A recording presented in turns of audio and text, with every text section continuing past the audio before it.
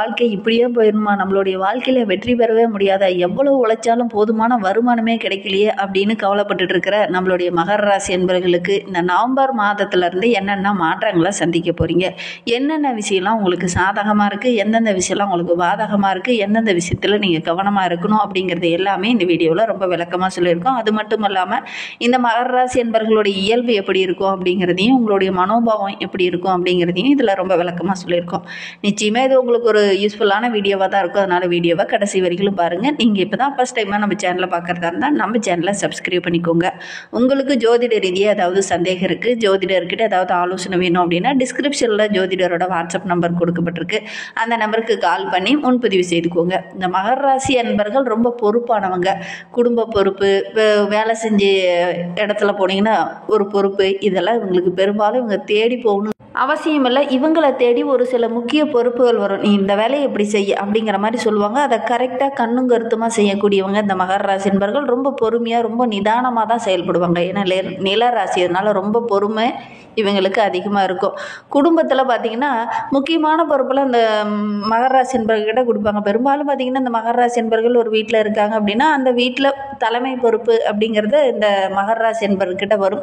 உங்களுடைய வீட்டில் மகர ராசி என்பவர்கள் இருக்காங்க அப்படின்னா அந்த முக்கிய பொறுப்பு அவங்ககிட்ட தான் இருக்குது அப்படிங்கிறத மறக்காமல் எங்களுடைய கமெண்ட் பாக்ஸில் தெரிவிங்க. எந்த ஒரு விஷயத்தை பற்றியுமே டக்குன்னு இறங்க மாட்டாங்க. ஆழமாக சிந்தித்து அதுக்கப்புறம் தான் இறங்குவாங்க. கடினமான உழைப்பாளிகள். பெரும்பாலும் ஒரு வேலைக்கு ஆள் எடுக்கிறோம் அப்படின்னா அந்த மகர ராசி அன்பர்கள் எடுத்துக்கலாம். ஏன்னா வேலையை கண்ணும் கருத்துமாக செய்யக்கூடியவங்க இந்த மகர ராசி அன்பர்கள் அப்படின்னு சொல்லலாம். நல்ல ஒரு வலுவான உத்வேகம் உள்ளவங்க அப்படின்னு கூட இவங்களை சொல்லலாம். ஒரு வேலையை டக்குன்னு ஒப்படைச்சோம்னா கடினமாக உழைச்சி அந்த வேலையை கரெக்டாக செய்து முடிக்கக்கூடியவங்களா இந்த மகர ராசி அன்பர்கள் இருப்பாங்க அப்படின்னே சொல்லலாம். ஒரு இடத்துல ஒரு பிரச்சனை நடக்குது அப்படின்னா அதை சமரசம் செய்கிறதுல இவங்க கொஞ்சம் கெட்டிக்காரங்களாக இருப்பாங்க. ஒரு சில இடத்துல பார்த்திங்கன்னா டக்குன்னு உணர்ச்சி வசப்பட்டுருவாங்க. ஒரு சில இடத்துல கொஞ்சம் கோபத்தை டக்குன்னு வெளிக்காட்டக்கூடியவங்களாகவும் இந்த மகர ராசி அன்பர்கள் இருப்பாங்க அப்படின்னே சொல்லலாம். குடும்ப உறவுகளுக்காக அதிக முக்கியத்துவம் கொடுக்கக்கூடியவங்க இந்த மகர ராசி அன்பர்கள். அதோடு கூட முக்கியமான ஒரு பொறுப்பை கொடுத்தோம்னா கரெக்டாக செய்யக்கூடியவங்க. அதுவும் இல்லாமல் இவங்களுக்கு பார்த்திங்கன்னா கொஞ்சம் உறுதியான மனப்பான்மை இருக்கும். நம்ம இதை தான் டார்கெட் பண்ணணும், இந்த இலக்கை அடையணும் அப்படிங்கிற மாதிரி ஒரு சில முக்கிய முடிவுகள்லாம் எடுப்பாங்க. அந்த இலக்கை நோக்கி பயணிக்கக்கூடியவங்கள இந்த மகர ராசி அன்பர்கள் இருப்பாங்க. எந்த ஒரு விஷயத்திலுமே இறங்கினாங்க அப்படின்னா நேருக்கு நேர் எதிர்த்து போராடி வெற்றி பெறக்கூடிய ஒரு ராசியை அந்த மகர ராசியை சொல்லலாம். புதிய விஷயங்களை கற்றுக்கணுங்கிற ஒரு ஆர்வமுள்ள ஒரு ராசி இந்த மகர ராசி. இவங்களுக்கு இந்த நவம்பர் மாதம் எப்படி அமைய போகுது, நவம்பர் மாத கிரக அமைப்புகள் இவங்களுக்கு எந்த விதத்தில் சாதகமாக இருக்குது அப்படிங்கிறத பார்க்கலாம்.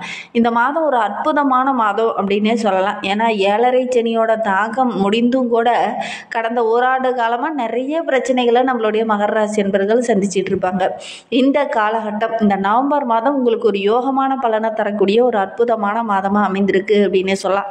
கிரக அமைப்புகள் ரொம்ப சாதகமாக இருக்குது. புதிய தொழில் தொடங்குனீங்க அப்படின்னா அது உங்களுக்கு வெற்றியை தேடித்தரும். நிதி ஆதாயங்களில் இந்த காலகட்டத்தில் கவனம் செலுத்துவீங்க. போதுமான அளவுக்கு உங்களுக்கு இந்த காலகட்டத்தில் ஆதாயமும் கிடைக்கும். ஏன்னா உங்களுடைய ராசியில் 10ஆம் வீட்டோட அதிபதி சுக்கிரன் வந்து அமர இருக்கிறார்.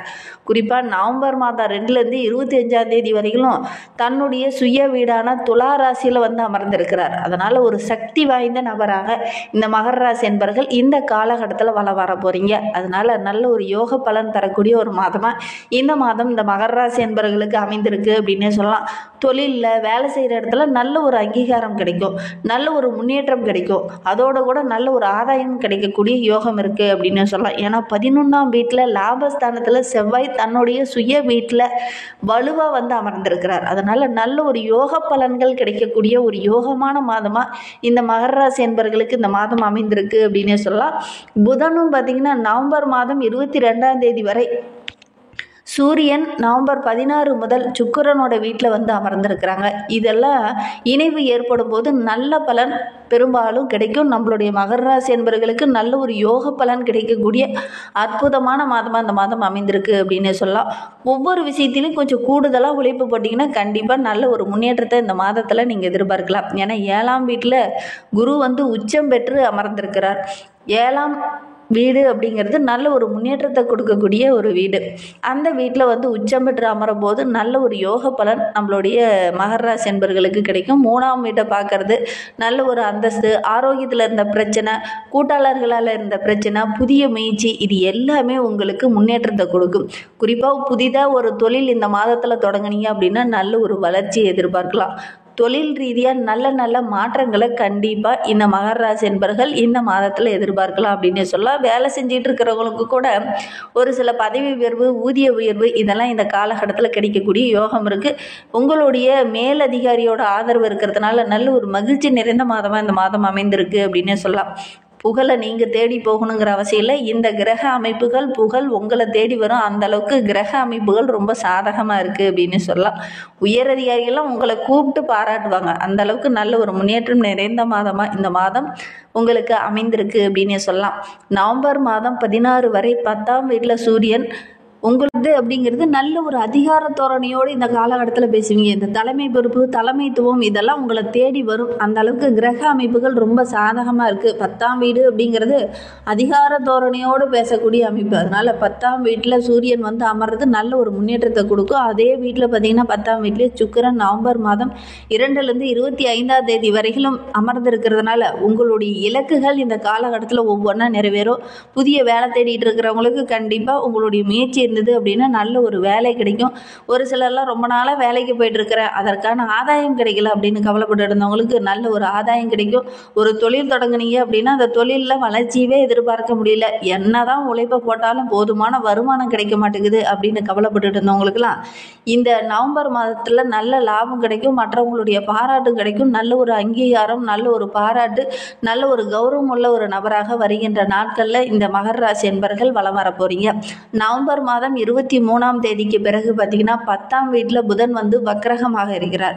பேசும்போது வார்த்தையில் நிதானம் இருக்கணும். அவசரப்பட்டு தடிமனான வார்த்தைகளை இந்த காலகட்டத்தில் நீங்கள் பேசக்கூடாது. அப்படி பேசினீங்கன்னா ஒரு சில இடத்துல உங்களுக்கு கெட்ட பேர் வர்றதுக்கான சூழ்நிலை அமைந்துடும். கவனமாக செயல்படுறது நல்லது. பொருளாதார ரீதியாக நல்ல ஒரு முன்னேற்றத்தை இந்த மாதத்தில் எதிர்பார்க்கலாம். மிகவும் வலுவான கிரக அமைப்புகள் 11ஆம் வீட்டில் பார்த்தீங்கன்னா சுக்கிரன் வந்து உச்சமாக அமையறதுனால நல்ல ஒரு வருமானம் உள்ள ஒரு நபராக வருகின்ற நாட்களில் நீங்கள் வலம் வர போகிறீங்க. நீங்கள் எதிர்பார்த்தது எல்லாமே இந்த காலகட்டத்தில் ஒவ்வொன்றா நிறைவேறும். ரொம்ப நாளாக ஒரு சொத்து வாங்கலாம், ரொம்ப நாளாக ஒரு வாகனம் வாங்கலாம், ரொம்ப நாளாக வீடு கட்டலாம் அப்படின்னு முயற்சி செஞ்சுட்டு இருந்தவங்கள இந்த காலகட்டத்தை கரெக்டாக பயன்படுத்திக்கோங்க. அதெல்லாம் கண்டிப்பாக நிறைவேறும். முயற்சி பண்ணுங்கள். அதோட கூட சொத்து பிரச்சனை, பூர்வீக சொத்து சம்மந்தமான பிரச்சனையெல்லாம் இந்த காலகட்டத்தில் ஒரு முடிவுக்கு விடும்.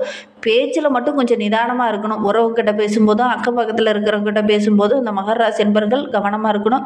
அதோடு கூட நிதி சம்பந்தமாக ஏதாவது பேச்சுவார்த்தை நடக்குது அப்படின்னா வார்த்தையில் நிதானம் இருக்கணும். அவசரப்பட்டு தடிமனான வார்த்தைகளை இந்த காலகட்டத்தில் இந்த மகர ராசி என்பவர்கள் பேசக்கூடாது. பேசினீங்கன்னா உங்களுக்கே எதிராக சில பேர்லாம் திரும்பிடுவாங்க. அதனால் ரொம்ப கவனமாக இருக்கணும்.